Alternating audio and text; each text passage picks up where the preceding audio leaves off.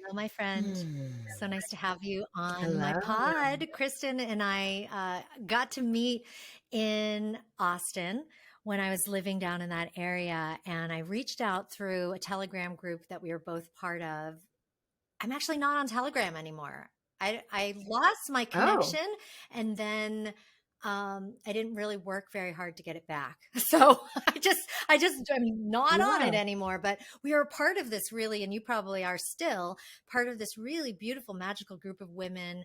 And I reached out through that group to see if there were any writers, published authors that might give me some help and inspiration in on working on my memoir. And Kristen answered my call, and we met for the first time and became friends. So, how are you, my friend?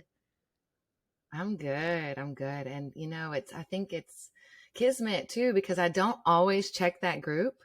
But when I saw your message, I definitely felt called to reach out. I'm like, oh, a writer, a fellow writer, memoir. Yes, let's do this. Let's get together. And memoir is such a deep form of writing, isn't it? It's Mm. I'm not Hmm. that, I mean, I love novels. I love other nonfiction books. I love all sorts of books, but I feel like when you're writing a memoir, it is you. It is raw. It's deep, it's on a deeper level, and therefore you must go to that deeper level in order Hmm. to produce a great memoir. So you've written Hmm. and released recently your first memoir. Tell us about it. Yeah, that's pretty cool. My baby. I feel like it's my child in some ways. Yeah, so it's called Sex, Drugs, and Soul, Finding Grace in the Shadow. It's about a 10-year portion of my life, the whole journey of writing it. So much healing was done through the process of writing it. Like, I feel like I set out to tell one thing, and I'm like, oh no, this is what the story is really about. But it starts with 21-year-old me showing up on the doorstep of this decades old sugar daddy, like very much looking externally to find my answers, my validation, my love, my acceptance. And so through that story and through like the grieving loss and abuse of like a couple of dads, my biological and my stepfather, in different ways, I explore that father wound.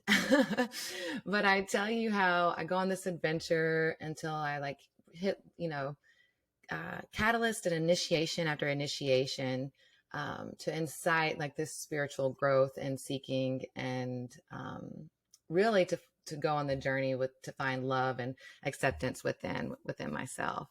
So that's kind of like a little snippet into the external journey and the internal Mm, journey.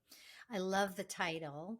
And so, do you feel like your life still is sex, drugs, and soul, or did you leave the sex and drugs in another time period, and now you're on in soul only? Like, how does that manifest in your life? So that is an amazing question. And that is something that first off, the book was titled something different, like until, like a couple months before publication date. It was titled The Scenic Route Home. And then I was in this workshop and I was like, well, it's like the sex, drugs, and then the tapping into the soul part. And she's like, there's your title right there. And then she's like, what do you want people to walk away with it? And I'm like, well, if they could give themselves some grace, that would be amazing. And so I was like, okay, that's my title. However, um, in the through the writing of it, it was revealed to me that like my sexuality and my spirituality were like two very separate entities or like compartments in my life. And so since then, it's like, how do I weave those together? How do I integrate like my sexual desires and my spiritual desires? And it's all interesting, like the time of everything, because I feel like a year ago. My book was published this past June. So, like last December, last November, I feel like I had a tantric activation and where I had this healing experience during sex. And so that kind of spurred me on this journey of looking into Tantra, seeing it as a way, as a pathway to enlightenment that really embraces my humanity, that really embraces like that innate sexual part of myself too, and doesn't reject like some of the desires. Because I felt like for a while I had to live in one area or the other. It's like, okay, I really love these sensual and potent connections. And this feels really divine and heavenly at certain times. And like I had one moment where there was so much eye contact and synced breathing where, things came to the surface and like I would cry, and it was just very healing. One of the most healing experiences I've ever had in my life. And so I was like, there's something to this. And then I had my spiritual life where I was like, okay, I've got to meditate and transcend and do all these things. And so my pathway, for me, it seems like a good integration of the two. So I'm like melding it. I've dropped the drugs part for the most part. I consider what I do now to be plant medicine, like mushrooms or combo. I haven't sat with ayahuasca or anything like that yet, but I'm curious about it. I don't know if maybe that's something that'll transpire in 2023. We'll see if it'll be another chapter. We'll see. But that's kind of it in a Well, I nutshell. love that you're still embodying that title, those themes, but it seems like they're more intentional now. Rather than you A using hundred them to percent. escape yourself, you're using them to find yourself. Mm, And that to me is what life is all about, is the intention behind something and the use of that tool, but in a way that mm-hmm. is differently directed.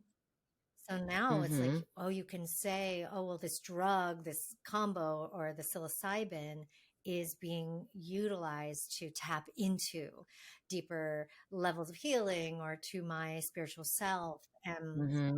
rather than just like, yeah, I'm going to go pop this ecstasy and go, dance my ass off at this party. So Yeah, I find it as a way to connect versus numb out, to connect with myself and maybe and potentially with other people. That's right on target. what why do you think, or what was it in your life that you were numbing out from, and why do you think you turned to the things you Mm. did in order to numb out? I think there's a couple of things that come to mind whenever you ask this question. One is because I feel a lot and I didn't know how to like necessarily handle all of that emotion or like sit with it or just like allow it to pass through me or use these energetic emotional tools that I now have in my spiritual, sexual, or whatever human tool belt. Right. Um, and the other thing is that I experienced so much grief, loss, and chaos that it was overwhelming in the sense. So I guess like it's still like that emotion, really a lot of grief and loss where, yeah, I guess I was like, this is too much for me. I've got to like, bypass it in some way. And also there's an element of like, this is adventurous and fun and dangerous and scandalous. And I want to be a rebel. There's an element of that too, probably in there. Mm. Because I like to be a little edgy. I mean, obviously, I think my book is titled Sex, Drugs, and Soul, but it's like the intention behind it. The intention behind that was to disconnect, and it was scary for me. There's fear baked in it. Whereas, like, the intention behind like a title like that is, to me, has a greater good, or through the expression of me, it helps benefit the collective. Let's talk a little bit about that intention of writing it. Did you start out with your, well, I want to write the story because this is fascinating and I want to share something of me? Did you set out to write something that would be universal or Mm, personal? mm. I sat down to write. There was a longing to tell this story that I could no longer ignore. I was like, I've got to tell this story. And so it's like the pain of whatever pains would transpire from the actual doing of the thing finally was like greater than the pain of not doing the thing. And so I chose to do that. And then like to transpire, I'm like, I lost my train of thought.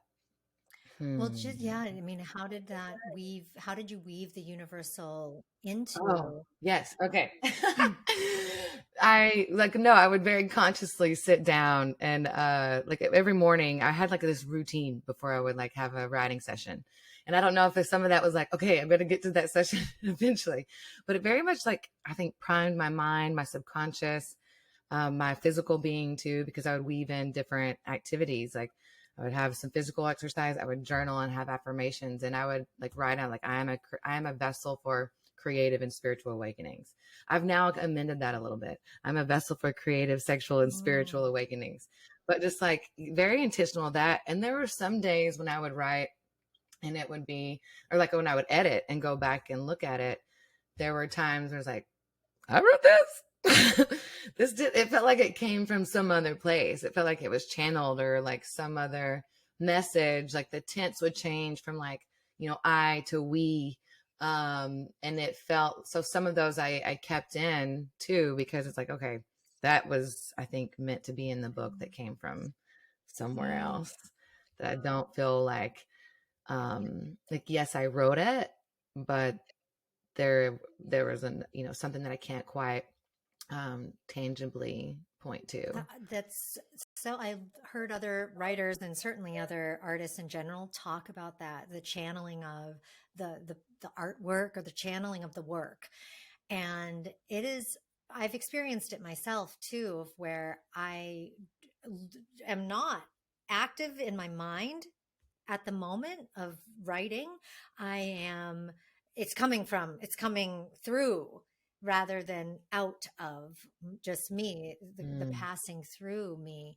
And it is such an incredible feeling. It's an amazing thing to, for me, it's like the way that it connects you to all that is pretty mm-hmm, powerful. So I think even journaling and writing in general, if you weren't setting out to write a book like you have, even those writing practices um, that you can incorporate into your everyday life can be so transcendent, can't they? mm-hmm. Yeah, I think that it's a great way to strengthen the connection to yourself, to the collective. I think it's a great way to get a lot of the running thoughts out onto the page. Like if you just do like a stream of conscious, like 3 pages, what the artist way calls morning pages. Um, I think those are powerful. I've kind of slacked on those since, but I still do other forms of journaling. But it's interesting to see what comes up whenever you revisit those pages, because it's like I've revisited those and it's like, oh, I'm thinking about going to a yoga teacher training, and like poof, just let it on the page, didn't visit it for a while. Turns out like, maybe 6 months, a year go by, and I do that thing.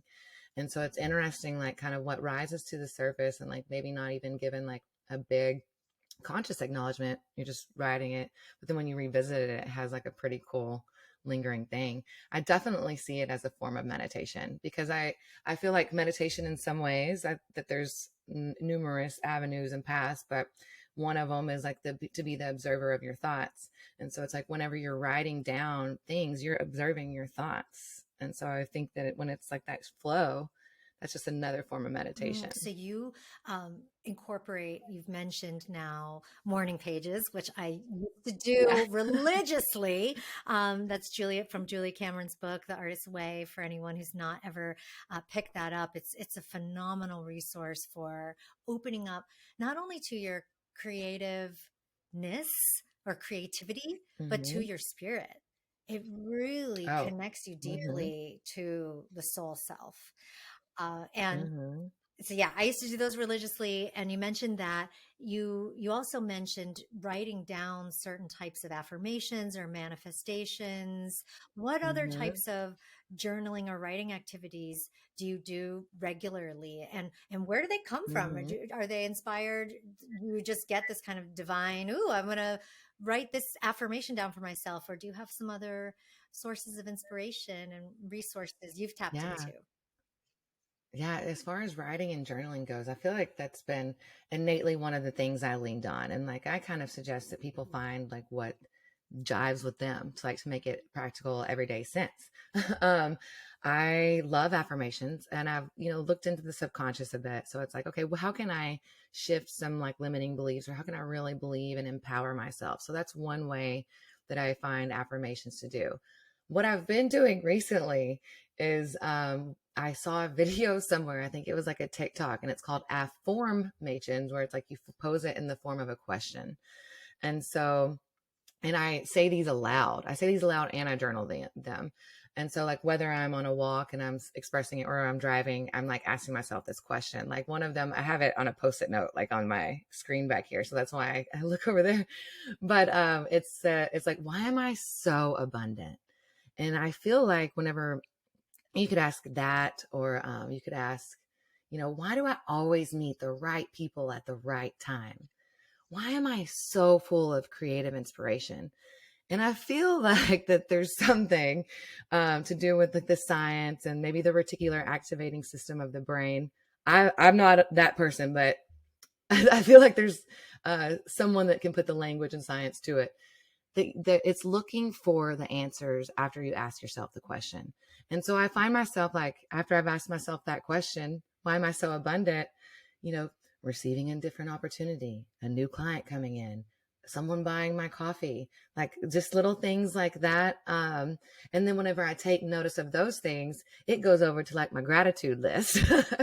And so it's kind of like this presence or running thread throughout the day. And so it's like, okay, I'm grateful for that. And I can be grateful for like a leaf, the way a leaf flutters or flutters to the ground. And really looking for those simple moments. And that's something that, along with the morning pages, that I started to cultivate after my dad died. And that I'm like very kismetly found the morning pages and gratitude lists. Like I would just have a running tab in my phone, or like consciously think out what I'm grateful for in that day on my journal. So I've been doing that since 2013. The affirmations is fairly new. Within the last couple of years, I've added a celebration. And so most days, not all of them, because I'm not perfect and I'm not trying to be, not anymore. I went through that phase, right? I write down what I'm celebrating. And this could be like a podcast interview with you. This could be like, I made it to the gym, or I got 8 hours of sleep, or I connected with somebody. I had a phone call with my 92-year-old grandmother. Whatever it is I'm celebrating that's true and authentic. And it's also like little nuggets of, for me, like I think of like Pac-Man to keep on going, like so it keeps me going like on my mission, like as I eat these little like nuggets of gratitude and Mm. celebration. Oh, I love the celebration aspect to really Mm-hmm. experience the joy of living, the joy of Mm-hmm. what you're grateful for, not just like, oh, I'm so grateful, I'm so grateful, and Yeah. like bowing down to the gratitude, but it's like being like, oh, that is a cause for celebration. That's a cause for Mm-hmm. joy. And the more joy we can Mm-hmm. attach, right? It's such a positive emotion. We attach that joy to those things, then the more I think our brain wants to seek that out. So that's a beautiful Mm-hmm. layer to add in. I think that there's an element too of like it helps show me where I've shown up for myself, and helps cultivate like that self-trust. It's like, heck yes, like I showed up from that. I want to celebrate this. Yes, and I will continue to do so because I'm celebrating it, and I'm like positive reinforcing like that behavior and that action. Mm, yeah, and that positive, I think about this often because I am a child of trauma, just like so many people are, and I think about how I've crawled out of victimhood and healed Mm-hmm. and continue to do so, and how the so much of what is negative, so much that we can focus on that is.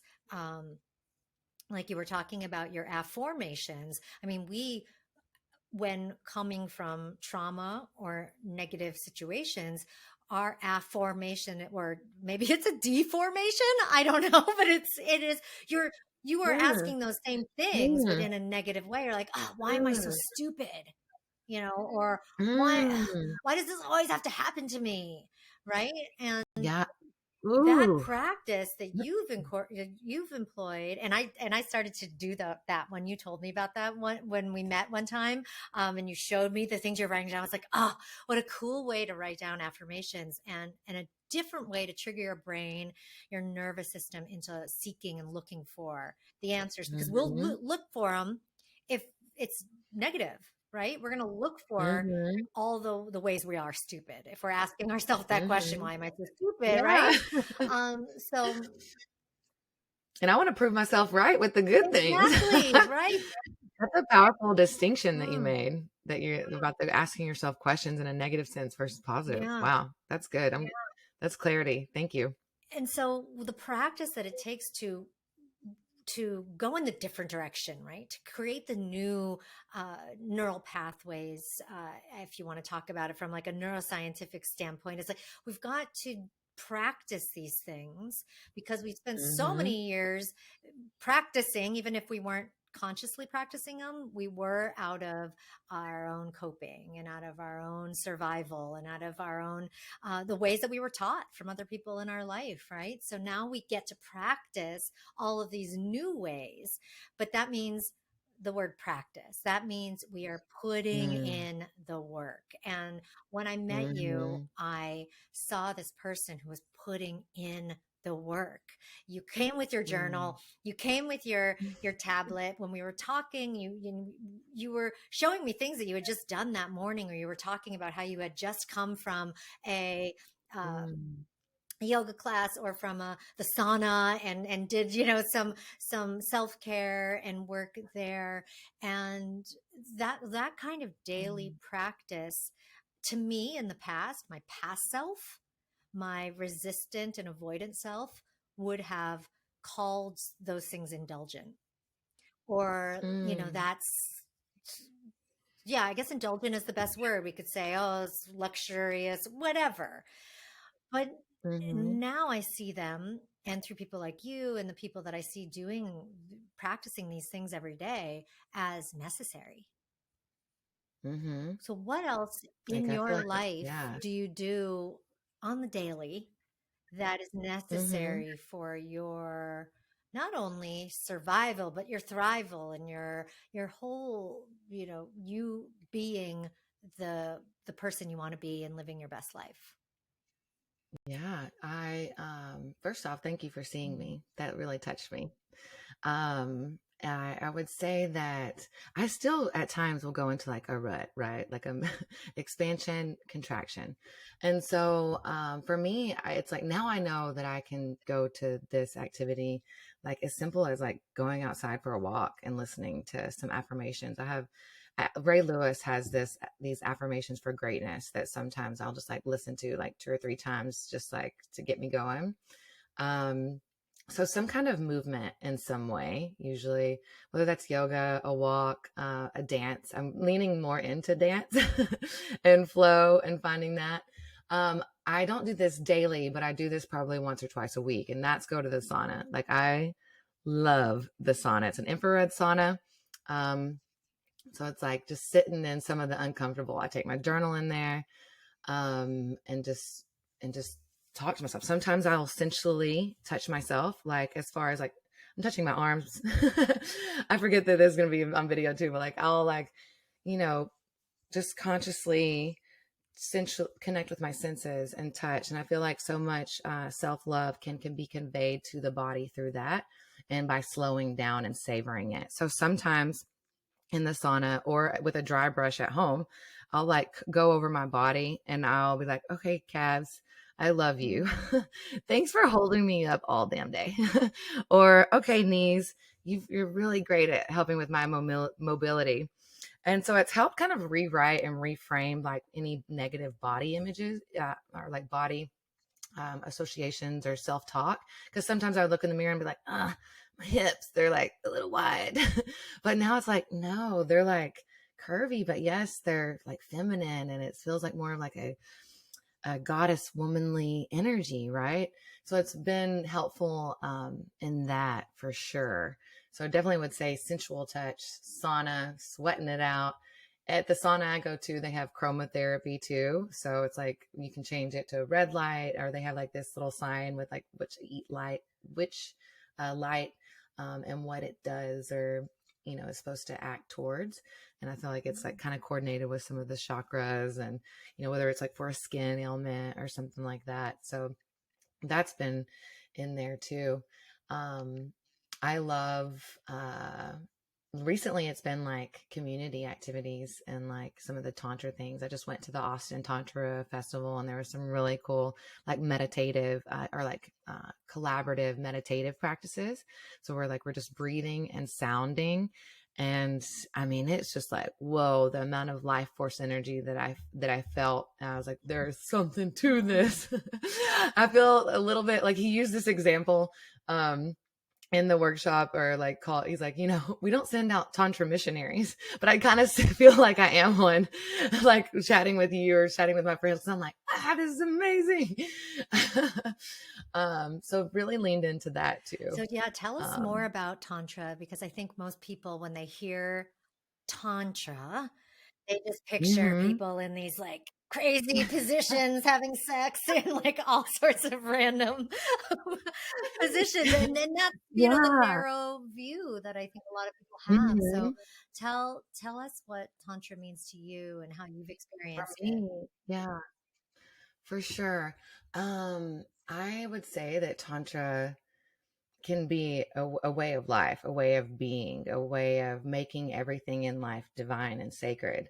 Like I was practicing before this call with like making this smoothie. It's like, can my presence be on and infused into this smoothie and like really savoring it, making everything sacred, making everything God.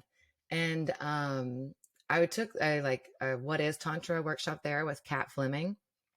Amazing. So she broke down a couple of definitions, and I'll share one with you that I was like, this makes sense. She said, sensations are a portal to the body, and your body is a portal to the present moment. The present moment is a portal to that which is infinite and eternal. Therefore, sensuality is a portal to the infinite and eternal, thus Mm, God. And so that one, it kind of gives me a chill me because it's too. like, okay, so there's like something to that sensuality with self too. It, like not just with other people. Like yes, that exists. That's tantra too. The Kama Sutra, the naked dancing, the multiple lovers, whatever.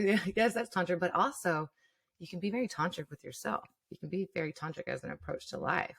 Just like in a way to expand your heart and mind. She used one definition that I feel very new to this realm, but there's also a part of an element that makes me feel like I'm home, because she said something about, she's like, it's a young phrase, I believe, but she's like, Tantra is making the unconscious Mm, conscious.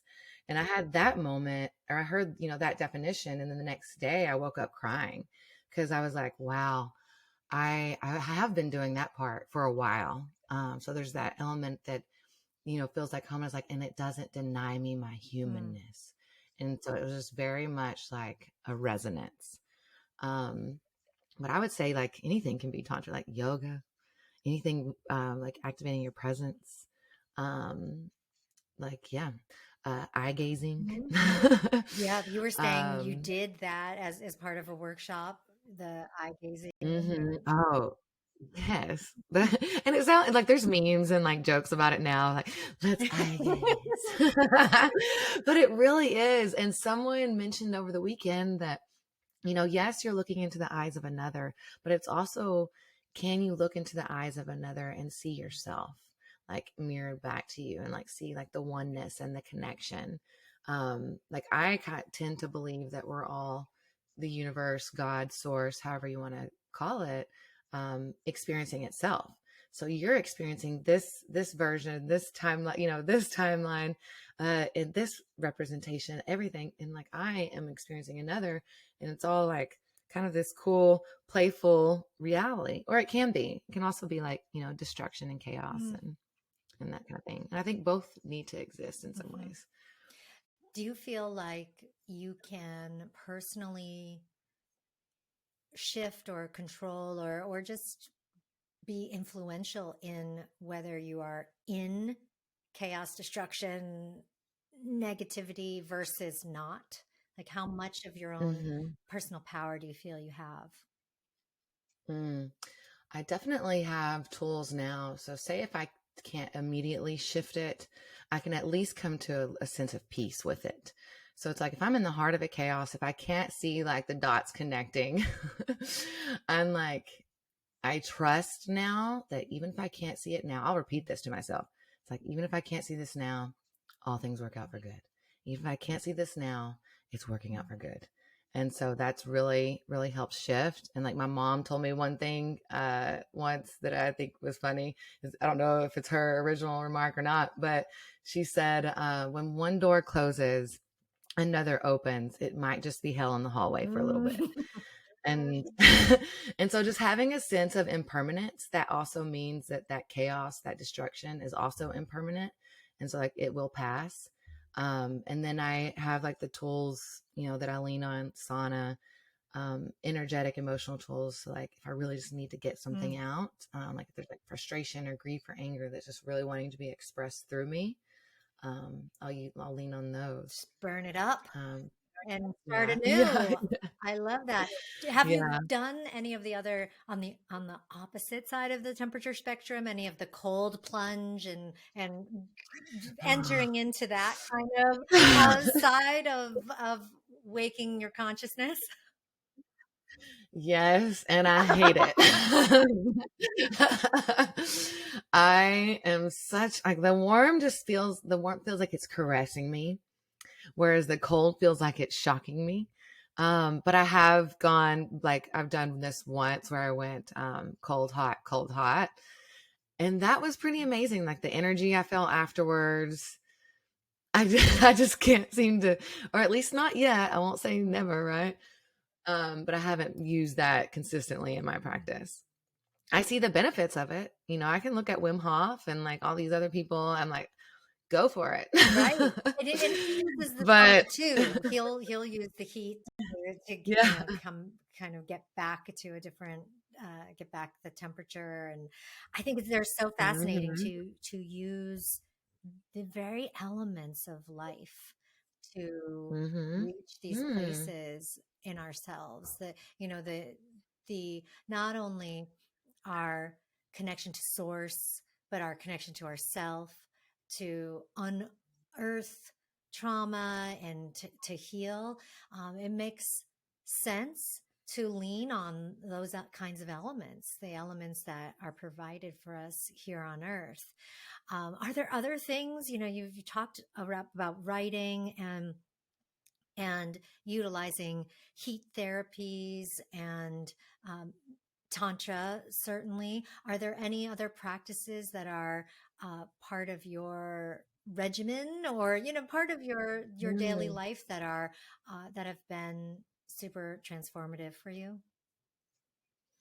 There are some days where I'll just allow myself to just be, like read or just hang out in bed.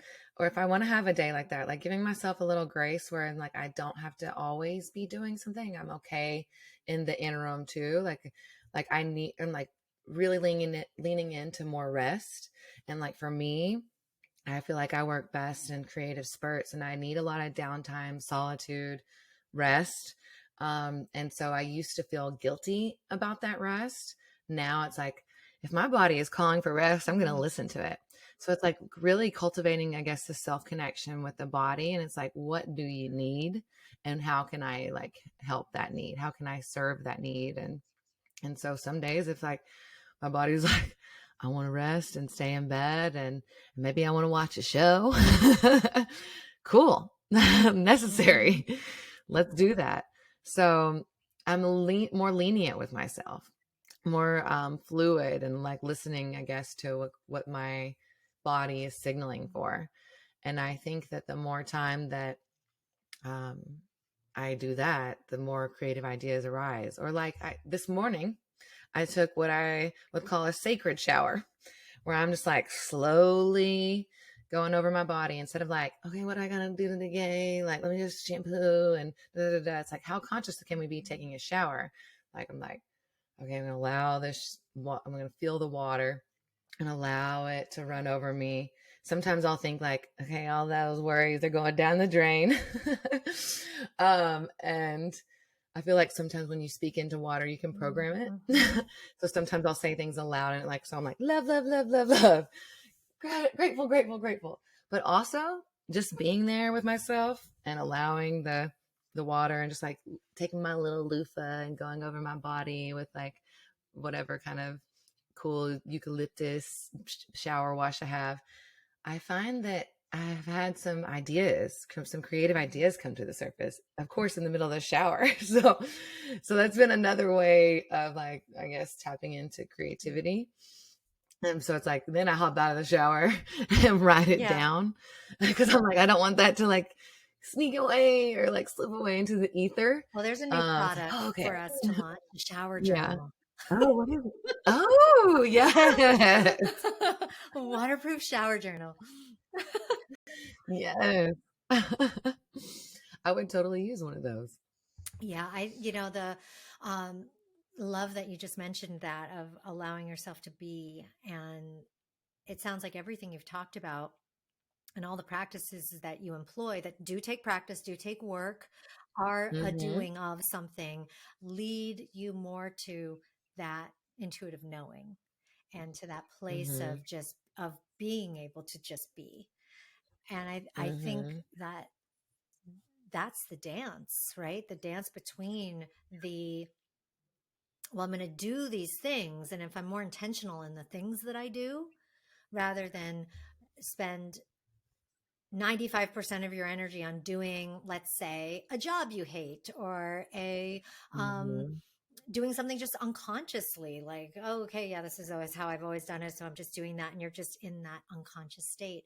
And when you start to do more things like you've described, very conscious, very intentional, tapping into then that soul place and to your deeper sense of knowing, it awakens that in you. It awakens that being Mm-hmm. to where you can just comfortably sit and be. And also when you know that, oh, I need that right now.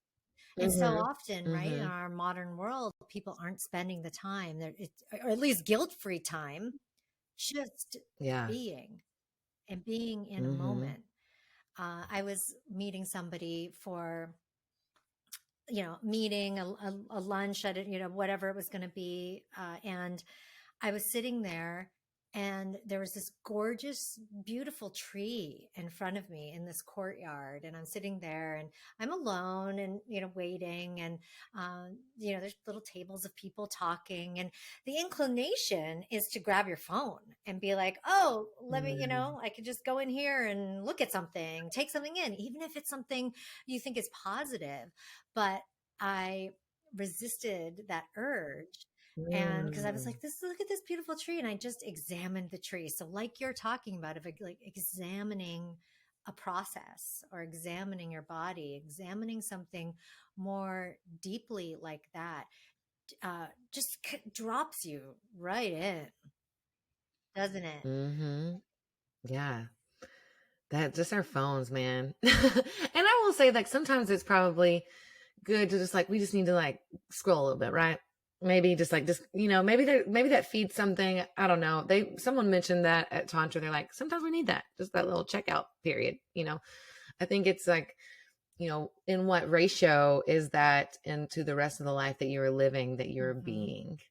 Um, and one of the greatest gifts I ever got in my life was when, after I finished the book, I'm like working on edits. I go to Costa Rica, like fresh breakup. I'm kind of like, I need my own version of an eat, pray, love, right? So I booked like 4 or 5 weeks there. And about halfway through, my phone just up and quits working. And I was like, luckily, I'm like, okay, I've got my computer, so I can iMessage. I can like do flights and stuff, Airbnb stuff or hotel thing, look, whatever I need that way. So I was like, okay. I was like, you know what? I'm going to give myself this gift. I was a little bummed that, I wouldn't be able to take as many pictures or that sort of thing. So I was like, I guess I'm just going to have to take these like mental snapshots or, that sort of thing. And it forced me to be more present, and how beautiful, because I feel like the more present we are, the more elongated time feels in some senses. And, I had more interactions, was more aware, like at cafes or just like walking down the street, than I was, probably the couple weeks before when I did have my phone. And I committed to it, like, because I was sharing the story with someone at the little bed and breakfast that I was staying at.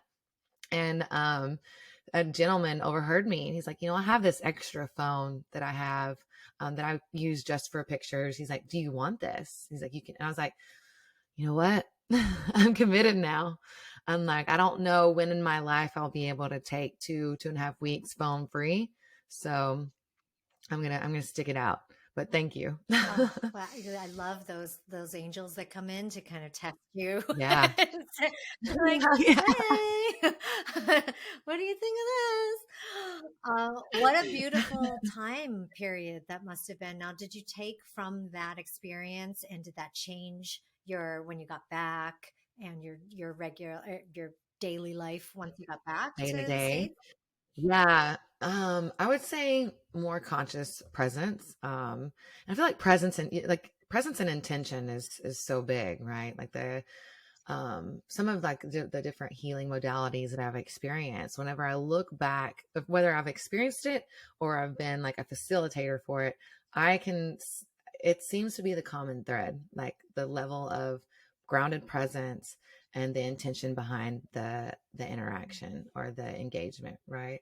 And so I'm like, there's definitely something to that. And that definitely increased after Costa Rica. And it's like, and then after listening to myself, because listening to what I call like the little signs and synchronicities of life. So it's like, I had this, like, for some reason, desire to go there. And then I had a flight credit from like early COVID days. And so I Googled flights, and it's like, oh, it's almost the exact amount to the dollar. And so it's like, okay, I hear you. I'm like, okay, following that, leaning into like more of the mystery and trust. And I feel like the more you do it, the more confident you feel in it. Um, so that was like a practice in and of itself, like the whole booking of the trip and then coming back. And it's like a wave. Like sometimes I have way more trust, and then sometimes I can get in my head and like have some of those anxious thoughts. But then that's just when I fall back on some of the tools. And it's like, okay, yoga, okay, movement, okay, journaling it out, whatever it is. When you write these days, now that you've birthed a Mm-hmm. book and it's out there, it's published, you did the audio version of that, which must sound so Yeah. beautiful with your voice. Uh, so Mm. now that that's out there, when you're writing, do you write with this intention of, ooh, another book possibly, or do you have another Mm. book in you? It's funny that you mentioned that, because up until yesterday, I would have been like, no. Because it's been such a way, oh, it's been a beautiful process, but I was like, I want to do, and I have been working on like a screenplay or like a pilot TV series idea. And I love the creative energy behind that. But yesterday, I was standing up in my kitchen and I had a vision of something, and I was like, don't tell me. There's another book. Another book is coming in. And I say that playfully because I mean, it's a whole beautiful process, but there are like very painful moments through the process too. Like it was the writing my book was like one of the most pleasurable things I've done for myself. And it's also one of the most painful, like to allow myself to really feel the depths of which I maybe coursed over before. Um, I sense though that this next book will be more, maybe some like tales of my life weaved in, but like a little more of a nonfiction how-to-esque Mm, book around mhm. sensuality. So that's it's coming through like as we as we speak, and like I'm anxious to see what transpires Mm. too. That's it, what a beautiful process too, to allow it to come rather than force it to Hmm. come. And Yeah. uh, it sounds like you've been living your life that way in general, of allowing what's next to come in, whether that's yoga teacher training or exploring tantra. Hmm. Have you had other things come in recently that are informing your work in general? I would say some of the tantra trainings. I'm curious and then looking into like hands-on healing work in that realm. I've done like a level 1 through ISTA, which is like the International School of Temple Arts, and I'm looking at level 2 and then practitioner training. And whether I do that with like just say a beloved or a partner, or like turn it into like a greater hands-on healing practice and like body work session. I don't know what that'll look Mm. like yet. I'm considering that though. It's just been so pivotal and like making me feel or helping me feel reclaiming that sense of wholeness um that that it's like I want to share it. Yeah. I want to share it with people, and I want to feel like confident and in the practices too. So I'm thinking about that.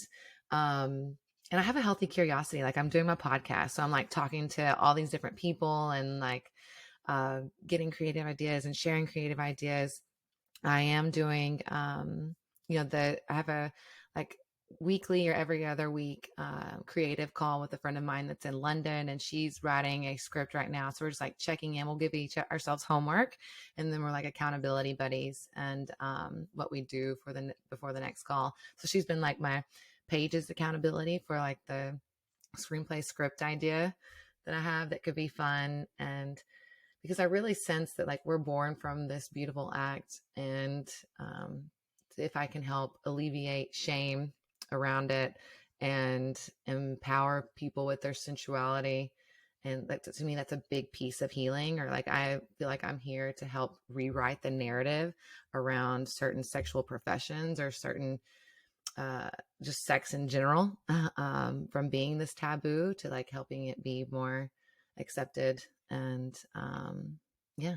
Well, it's so needed in this time that we're living in. We've got so much kind of, you know, degradation and just awfulness on Mm-hmm. one side of it, and then people on the other side, and maybe those are the same people experiencing, being consumers of that kind of degradation, but they're, Mm-hmm. so devoid of just simple touch and simple Mm-hmm.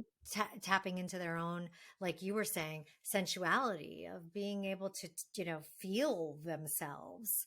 um, Yeah. I've been exploring dissociation recently, and I think it's probably more common than not for people in some way to dissociate, to essentially Mm-hmm. leave their body because of a trauma response, or as a trauma Oh, response. for And sure. to come back to your own body and to feel it, you don't need a partner necessarily, right? You can do Mm-mm. this yourself. I love that you're exploring that. It's something that, um, as things get more, uh, as things get more technologically driven, and in our computers and in our phones and in cyberspace and in these ways that kind of remove us from the sensations of our body.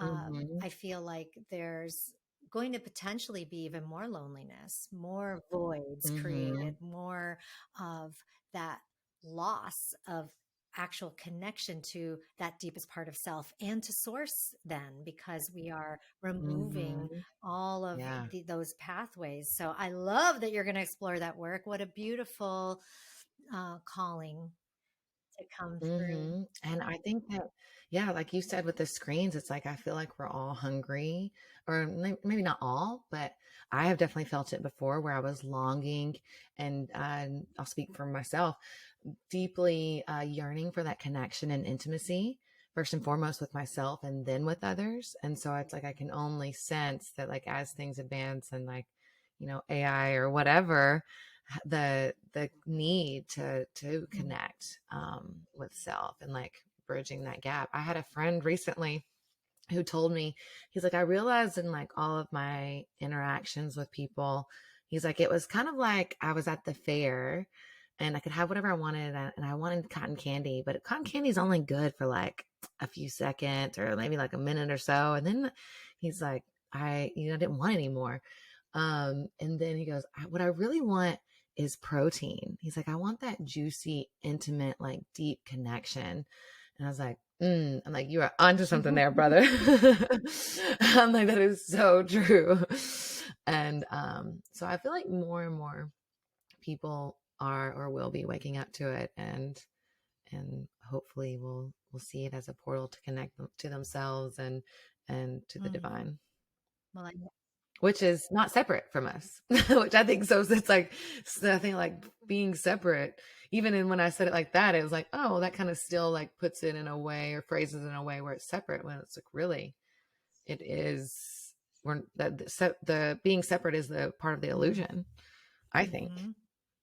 And so you're bridging the gap between that Mm-hmm. illusion through potentially these practices, the sensual practices, tantra based things. Mm-hmm. I love it, and I know you're going to be at the forefront of that Aw. movement and of that coming to into into humanity in a healing way. And I think that Mm-hmm. everything you've done and have touched has been not only an expression of your own healing, but so universal to others. So thank you for doing the work you do. And Mm. continue Thank you. to do all the beautiful things. I'll be following your journey. I will hope that our listeners continue to follow your journey. Where can they best connect to you and follow along? Yeah. I would say the best way is going to be first my email list on kristinbirdwell.com, because I'll be sharing like any activities through there. And I had a vision the other day that I'm going to be doing a sensuality workshop in February. So if you want to connect with yourself, you can stay in tune there. I'll also be posting it on Instagram. But really, I want to continue to build like the community that I have within like my circle too. So I would say that. And then if you're interested in reading the book, that's on Amazon, or you can order at any bookstore if you would rather go like the more independent, less, big guy. You can do that too. And where can people get the audiobook? Oh, yeah, that's available on Audible, Spotify, audio. It's on like a ton of different platforms. I went non-exclusive, so it's pretty much on most audiobook platforms. Amazing. And if they want to tune into your podcast, Mhm. Yeah, it's Sex, Drugs, and Soul. And you can listen to that on Apple. You can listen to that on Amazon, I believe Google Podcast and Spotify. amazing. I'll put all of those links in the show notes. Thank you so Oh, much you're for the best. joining us today on the Everyday Mystic and sharing all of your beautiful wisdom and tips and practices. And like I said, we're eager to follow your journey into how you bring sensuality into the spiritual. Yeah. And more Mhm. loving. Me Thank you, too. Kristin. There's an element of like, oh, I signed up for this lifetime. Okay, cool. Here we go. Yeah. Thank you, love. Thank you.